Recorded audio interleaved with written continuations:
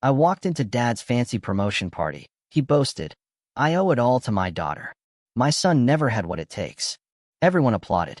My stepmom hissed, "Security, get him out." I stood, handed him a box, and said, "From your biggest disappointment." When he opened it, he stopped breathing. You know, for years, I let my family walk all over me, treated me like a silent ATM, a backup plan. But the night my own father called me his biggest disappointment in front of hundreds of people, then had security try to drag me out of his big celebration, that was the moment everything changed. Hey everyone, I'm Daniel. I'm 31, the oldest kid, the designated helper. Basically, if a bill screamed louder than a person, I was the emergency contact. I fix broken systems for a living, project manager at a software company. I juggle calendars, budgets, and you guessed it, fires. And for way too long, I tried to do the same with my own family. My dad, Victor, he's a storyteller, a salesman. The kind of guy who could charm a crowd into believing he'd personally wrung rain from a stone. My stepmom, Leah, she likes things shiny, loud, and expensive. Then there's my sister, Nina. She's 22, and for years, she was basically glued to my dad's side like his second shadow. My mom. She remarried, moved 3 states away. We talked, but our schedules never quite lined up. Honestly, I hadn't planned on going to this party. It was January, downtown hotel, a ballroom dripping with gold chairs, and a stage big enough for a small choir. My dad had just gotten this huge promotion, regional director to executive VP. And the invitation? It wasn't actually for me. It landed in the family group chat, addressed to Victor's family, complete with a champagne emoji and a link to a congrats fund registry. I read it twice, closed the app, and told myself I was busy. But then Nina called me that morning. Her voice was tight, strained. "Are you coming?" she asked. "To a party I wasn't even invited to?" I shot back. "You were," she insisted. "Leah said you know how to find information." "That's not an invite, nah," I sighed. Then she said, "Please, just show up for me." And you know what? I did. I showed up in a charcoal suit, still smelling faintly of yesterday's coffee. The ballroom was packed. People were posing with this massive banner, "Congrats, Victor," like it was a movie premiere. I just sort of slipped along the wall, found a quiet seat near an exit. The stage lights flared, hot and bright. And then, I heard my father's voice. "I owe it all to my daughter," he declared, pointing straight at Nina. "My son, he just never had what it takes." A roar of laughter. Polite applause. The band did this little 4-second shimmer, like a punctuation mark on his words. Now, depending on where you were sitting, maybe you'd think it was just a harmless line, a joke. But I felt it. It hit me right in the ribs, like a physical blow. I stared at my water glass, trying to will my jaw not to clench, not to move. Then, Leia's eyes, sharp as knives, cut across the room and landed on me. A tiny, cruel twitch played on her lips. She turned to a server, her voice cutting through the chatter. "Security. Remove this man." Before any guard could even reach me, I stood up. I reached under my chair, grabbed the small, wrapped box I'd brought, the paper simple, the bow a little crooked. I walked straight down the center aisle, into the light. Every head turned.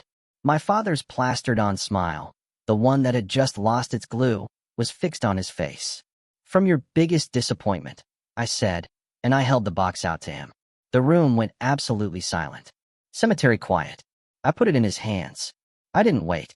I just turned, the carpet swallowing my footsteps. Behind me, I heard it, tape tearing, paper crumpling. Then this heavy, drawn-out silence. And then my name. "Daniel," he said. That voice. The voice I had spent my entire life trying to chase. But I just kept moving. I didn't start out angry, you know? I started out responsible. When I was 19, Dad told me, "You're the practical one, Dan. I need your head, not your feelings." He was going through a divorce, running expenses like a chaotic circus. Mortgage, lawyer, these essential business lunches. I was working 2 campus jobs, but I still sent him $200 a month. "We're a team," he'd say. When he fell behind on a credit card, I co-signed a balance transfer. When Nina needed textbooks, I covered the difference. I told myself, this is what family does. You fill the gap. "Dan, buddy," he'd promise, "you know I'll make it right. Soon as the new role lands." I'm on the short list. There was always a short list. There was always a soon. By 23, I had a spreadsheet. Seriously. Named Reyes Family. Green tabs for obligations, yellow for promises. I even gave myself notes, like some polite warden. Utilities for Dad's house. $148.23 due May 12th. Reimburse. I saved screenshots. I saved receipts. I even saved voicemails I never, ever planned to use. Then Leah arrived. The summer I turned 25. She was all bright lipstick and heels with red soles. She called me sweetheart when she needed something, and kid when she didn't. I tried to welcome her. She gave me a hug that felt more like a posed photograph. At dinner once, she chirped, "We're family now, and family invests in each other." "That's a nice sentence," I said. "What does it cost?" She just laughed. "You're funny." A week later, she added herself to the family group chat as house manager. Then she started posting links. Nina's enrichment needs, a new laptop, a travel abroad deposit, coaching for grad school interviews. Dad would add hearts. Nina would privately thank me each time. "I'll pay you back when I can," she'd write. "It's okay," I'd reply. "No rush." But I kept rushing. I paid for the storage unit holding Dad's old furniture, so he wouldn't lose history. I covered an emergency tire replacement after he texted. Stranded. Clients waiting. I wired $1,200 when Leah wrote. Bank issue, frozen card. Long story. Can you spot us till Monday? Of course, I'd say, because back then, my body only knew how to say yes. My mom, from her new city, she watched with this careful distance. When I visited, she'd cut fruit and ask about work, but she never asked about Dad. "I'm proud of you," she'd say, "but I worry that you mistake endurance for love." "I'm fine, Mom," I told her. I wasn't. My savings account was like a plant under a cup. Every time it sprouted, a new request would lift the cup and clip it back. And it wasn't just money. It was the way they spoke around me. At one family barbecue, Dad was telling a story about closing a deal. "We were 12 hours from losing it," he boomed, throwing an arm around Nina. "And then my girl here found a typo in the deck. Saved us." "What about the call you asked me to join?" I interjected.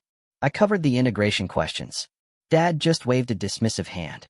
"Technical stuff. The clients remember the vision." Later, while I was washing dishes, Leah leaned on the doorframe. "Don't be needy," she said softly. "It's unattractive. I just stack plates. I'm not needy. You always want the gold star." "I want a receipt," I corrected. "That's different." But I kept paying. When Nina's semester went sideways, I wrote a check for the housing penalty because Dad's bonus is delayed by red tape. When a medical bill, a white envelope the size of bad news, arrived, I put it on my 0% card and paid it down like my life depended on it. Then came the crack. Not dramatic, not at first. Just a hairline fracture that started to split everything else apart. I went to open a new line of credit to refinance my own student loans. Denied. High utilization on joint account, the rep said. "I don't have a joint account," I told him. He read the last 4 digits. My stomach dropped. That was the balance transfer I'd co-signed years ago. I'd asked Dad to close it when we paid it down. "Could you read the last few transactions?" I asked, my voice tight. He did. Restaurants. Jewelry. A resort fee. I called Dad. "What is this?" "Relax," he said. "We had to float a couple of things after Leia's card got flagged. I'll clear it next month." "You said it was closed." I fumed. "Paperwork glitch." I said nothing for a breath that tasted like pennies. "Close it," I finally managed. "Now? I'll pay the balance. Just close it." "Don't be so dramatic," he said, annoyed now. "You always make storms out of sprinkles." I closed it. I paid the balance. I stared at my spreadsheet until the numbers blurred into salt. The group chat kept moving. Nina's graduation trip. Victor's big Q3. Family is everything. The sentences came decorated with gifts and filtered photos of steak dinners. One night, Nina called me crying from her campus. "I can't get Dad," she sobbed. "Can you help? My landlord says I'm short on the rent." He thought Dad sent it already. "How short?" I asked, my heart sinking. 400. "I'll send it," I said. "You always do," she whispered. That night, I added a new tab to my spreadsheet. It was called Boundaries. The sheet was empty. I left it open for a long time, then closed my laptop, pretending that counted as action. By 30, I had paid enough in this month-only emergencies to buy a brand new car. Instead, I drove my old sedan, watching the check engine light flicker like it was apologizing. Meanwhile, Dad posted photos of a leased SUV with a caption about rewarding hard work. Leah posted a boomerang of clinking champagne glasses. Nina posted nothing. When the promotion rumors started, Executive VP, Dad called me himself. Your old man did it, he crowed.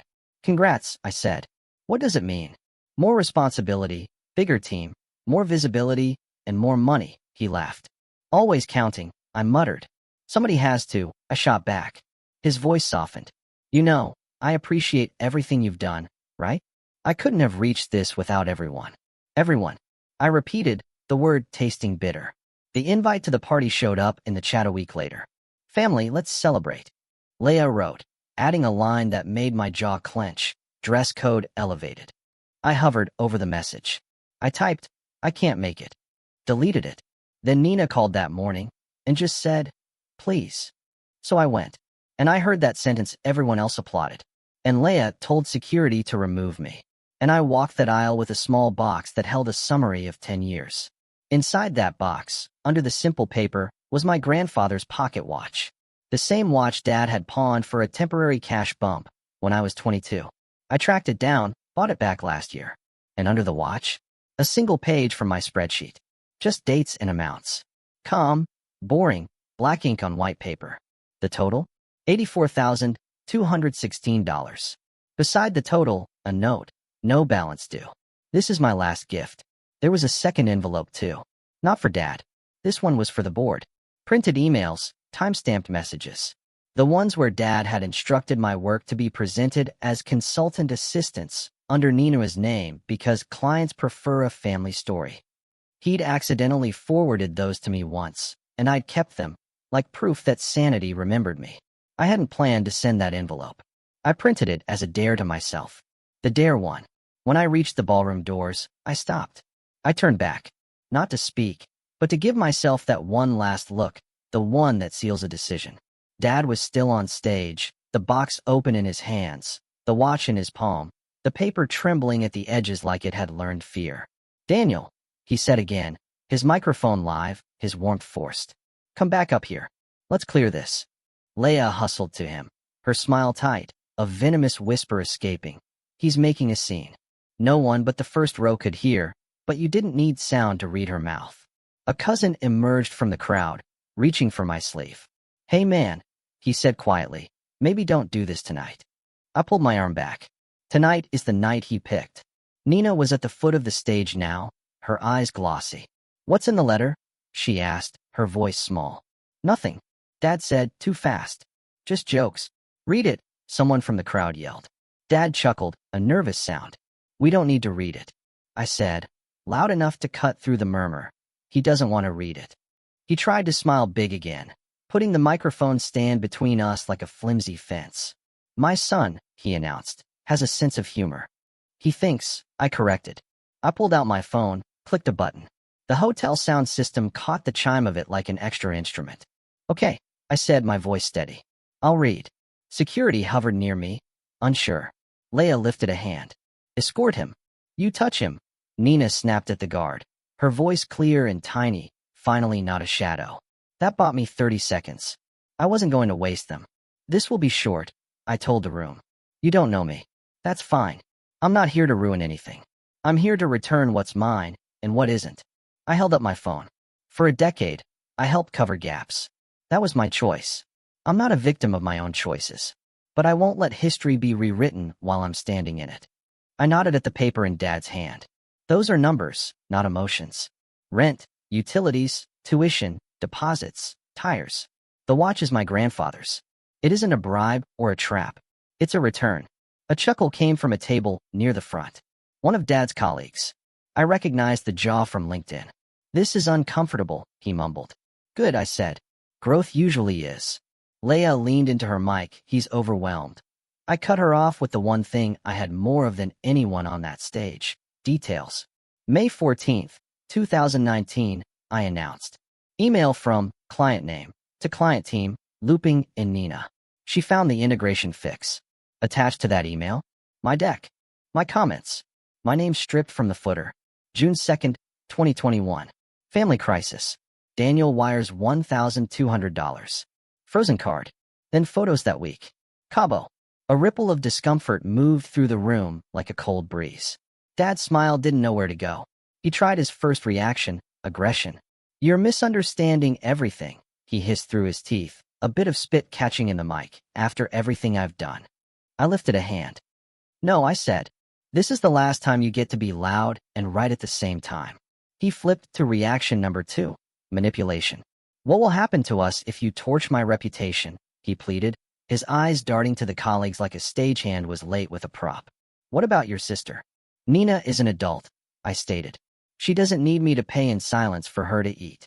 He tried the third, humiliation. "You always thought differently," he said, going for the wound he'd used since I was 10. "You never had the spark. You're jealous of your own father." "Jealous?" I almost laughed. "No, Dad." Exhausted, I took the second envelope from my jacket and set it on the nearest table. I didn't wave it. I didn't threaten. I just placed it there, like a simple, boring thing. "It's addressed to your board," I said. "I hope I never have to mail it. I hope tonight is enough. But if your mouth keeps writing stories with my name in them, they'll need to read the original draft." The room collectively exhaled. Someone clapped once, then stopped. The band adjusted their sheet music, as if they could score this moment. Nina looked at me. "Are you leaving?" she whispered. "Yes," I said. "For good this time." "What about me?" she asked, her voice cracking. I looked at her the way I wished someone had looked at me when I was 19. "If you ever want help that isn't a secret," I told her, "call me. If you want money, ask your boss. He's on stage." That landed like a soft hammer. Dad flinched. Leia covered her mic and hissed something that sounded like apologize. I didn't. I turned. This time, I made it through the doors. The hallway outside the ballroom smelled like citrus cleaner and too many perfumes trying to outdo each other. I stood with my forehead against a cool wall for 20 seconds, counting my breaths, then took the elevator down to the street. On the curb, the January air felt like a rinsed glass. My phone vibrated. Mom's name. I answered. "Are you okay?" she asked. "Yes," I said, genuinely surprised to hear the truth in it. "What happened?" "I handed him a watch and a ledger," I told her. "And a boundary," she laughed, a mix of sadness and pride. "About time," she said. I went home to my small apartment. It had always been clean, but it never felt spacious because my life was so crowded with other people's urgencies. I made tea. It tasted like the idea of calm. I opened my spreadsheet, went to the Boundaries tab, and for the first time, I typed words. No money without a signed plan. No secrets. No group chat ambushes. No pretending jokes don't bruise. If you speak about me, speak to me first. I saved the file. Then I dragged the whole folder onto an external drive labeled Past and unplugged it. Not to erase, but to put it somewhere that required intention to reopen. The first week was loud. Calls, texts, DM requests from cousins who treated family like a spectator sport. Dad left me a voicemail that started with a sigh and ended with a threat disguised as advice. "You don't want to do something you can't undo," he warned. Leia texted a paragraph that read like a cease and desist drafted by someone who learned law from TV. "Defamation is a real thing," she wrote. "We can't let your bitterness destroy what we built." Nina sent one line. "I'm sorry." I wrote back. "I'm not mad at you. I'm done being useful in the dark." I blocked Dad and Leia. I didn't block Nina. At work, I kept my head down, my calendar blessedly normal. A junior analyst poked her head into my office. "Is everything okay?" she asked. "Everything is finally okay," I said, and I meant it in a way that made my throat sting. 2 weeks later, the room I'd left behind began to wobble. That colleague of Dad's, the LinkedIn jaw, he posted a bland "leadership is accountability" article and tagged no one, but was tagged by everyone. Rumors do what rumors do. The envelope for the board stayed on my desk, sealed and heavy like a storm just offshore. On a Tuesday, Nina showed up at my apartment with a backpack. She stood in the hall like a kid meeting a principal. "I'm not here for money," she said before I could even ask. "I'm here because Dad told HR I was the brains. They want me to present next quarter. He said I should make it personal and tell a story." "And can you?" I asked, "without stealing someone else's work?" She winced. "No," she admitted. "I mean, I can do the work, but I can't lie." "Good," I said. "Then you're already ahead." She came in. She sat on my couch, wrapped both hands around a mug even though the tea was too hot. "He said you'd try to turn me against him." I won't, I told her. I'll help you stand up without needing to push him down. We spent the evening building slides. Not my old deck. New slides. Her own. About her actual work. We rehearsed until her voice stopped reaching for apology. When she left, she hugged me hard. You always had what it takes, she whispered into my shoulder, almost laughing at the sentence as she wrecked it and fixed it all at once. Dad called her 9 times that week. She sent each call to voicemail, wrote down what she wanted to say, and then didn't say it. She asked me if that was cowardice. I told her it was practice. Without my monthly temporary spots, Dad's math started showing. Leia's posts shifted from fancy restaurants to recipes. That would have been fine if it came with self-awareness. It didn't. It came with a group email to the extended family, accusing me of unfair pressure. I didn't respond. People who wanted the truth called me. I told it without theater. 3 weeks after the party, HR emailed Nina. Someone had forwarded my envelope anyway. Not me. Turns out, details don't live quietly when people are busy stepping on them. HR asked questions. Dad answered loudly. Leia emailed me. Fix this. I didn't. The next month, Dad went on leave to focus on family. The announcement tried to sound like a vacation. The comments under it did not. I didn't cheer. I didn't post. I made dinner and ate it at my table and realized I wasn't clenching my jaw. Bills still came. Mine. On time. Ordinary. Kind. I paid them like a person, not a lifeline. My savings started to look like a sky instead of a narrow hallway. I booked a weekend trip I'd postponed 3 times and sent Mom a photo of the ocean. She texted back a string of hearts. I finally understood. Nina moved into a small apartment with 2 roommates who were kind, loud, and left encouraging notes on the fridge. She called me to ask if I owned a drill. I did. I came by on a Saturday and hung shelves. We argued about where the spice rack should go, like normal siblings in a comedy that doesn't have a tragedy under it. Do you think he'll call you again? She asked as we stood on her balcony, watching the city try to be evening without quite getting there. He might, I said, but he no longer has my number. She laughed. That's a flex. It's a filter, I corrected. A cousin sent me a link to a private Facebook post where Leia wrote a paragraph about family betrayal. I didn't click. I watered my plant instead. The plant didn't clap or whisper or ask me for money. It just stayed green because I fed it. That felt like the whole lesson. Ridiculous. Obvious. True. When the company finally posted Dad's replacement, a woman who had been doing the work anyway, my phone stayed quiet. Nina sent me a screenshot of the announcement with a small smiley face under it. I sent back, congrats to her. Then I went for a run and found myself smiling halfway through for no reason I could name except oxygen and space. One afternoon, my doorbell rang. Through the peephole, I saw him. My father. His shoulders were arranged into humility, an expression I'd never seen him practice long enough to make believable. I opened the door because I wanted to end this story while standing up. Daniel, he said, can we talk? We can stand, I said, not moving from the doorway. He looked thinner, or maybe the sheer volume of his voice had been doing half the work all along. I made mistakes, he admitted. But you didn't have to go nuclear. I didn't, I replied. I left a room. You sent. I didn't send anything. I cut him off. Information dislikes a vacuum. He stared past me into my living room, like a man peering into a shop he couldn't afford. I miss my son, he said, finally soft. I miss a father, I said. We're even. He swallowed. What do you want? I don't want, I said. I have peace. A life. Boundaries.